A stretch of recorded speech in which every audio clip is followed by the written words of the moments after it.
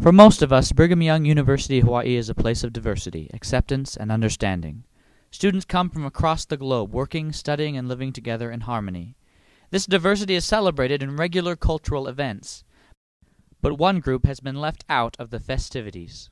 One minority has been overlooked even in the seemingly utopian atmosphere of this campus. Puppets. Puppets are an important part of our society, and yet are often ignored, becoming victims in a tragic cycle of discrimination and indifference. BYU Hawaii prides itself on being one of the most diverse institutions of its kind in the United States, and it is, and we can be proud of that. But the puppets have always been neglected, and I'm afraid that that's always been the case. That needs to change. It needs to change. Administrators were not available to comment on the issue of puppet discrimination, but released a statement asserting that, quote, puppets are not considered part of the student body, and they're not actually people. For many puppets, these are the kind of difficulties they face every day. Sometimes it's so hard because the world is not made for us. It's made for people like you who have fingers and hands that work, and sometimes it's so hard. I want to cry all the time, but I just have to be strong. Do you have any social difficulties? Yes, it can be hard because you want to have a good social life and have a good time and have fun times as a college student. But most of the boys I know most of the boys will not date a girl who is a puppet, and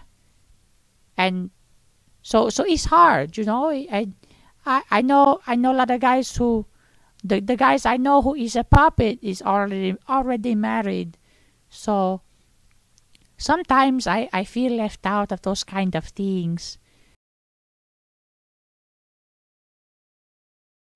No, I've had mostly good experiences, you know. I mean,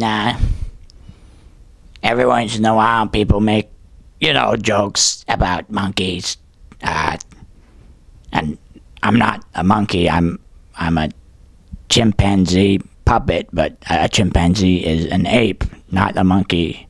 Say, hey, you want a banana? Or sometimes my friends will be like, hey, dude, why didn't you text me back? I sent you a text message. And I'd be like, bro, I don't have arms or hands, so that's why I didn't text you back.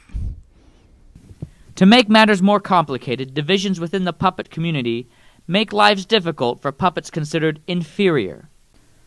For years, historically, it was the sock puppets who were cast out of the puppet society and treated unfairly. But now it's kind of a shame because now they are predominantly responsible for a lot of the discrimination that goes on. I get a lot of grief being a paper bag puppet.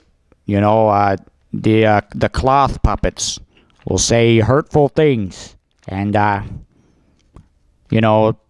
things like your mother was a roll of toilet paper, or go recycle yourself, brown bag, and hurtful things. Unfortunately, for some, the years of inequality can lead only to resentment and hostility. What actions do you believe need to be taken in order to overcome the divisions between puppets and the rest of the community?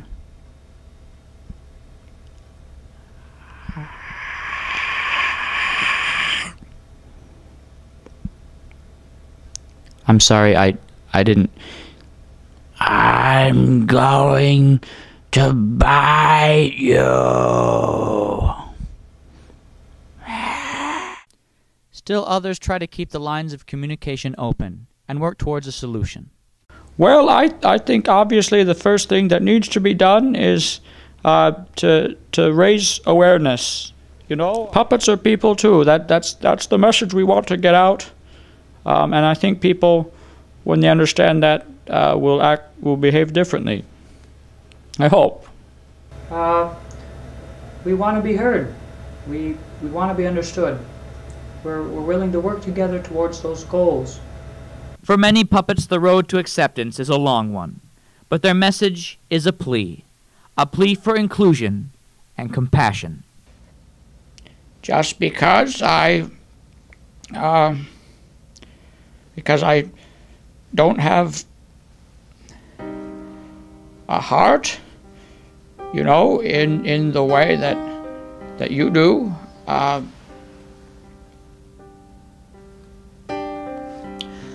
doesn't mean I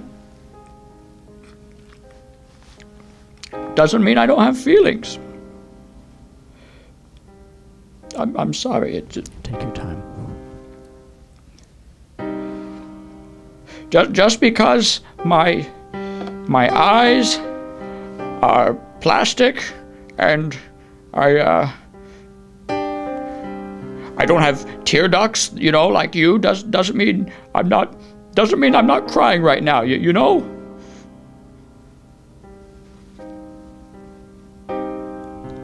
We can stop if you need to. No, it's okay. These things have to be said.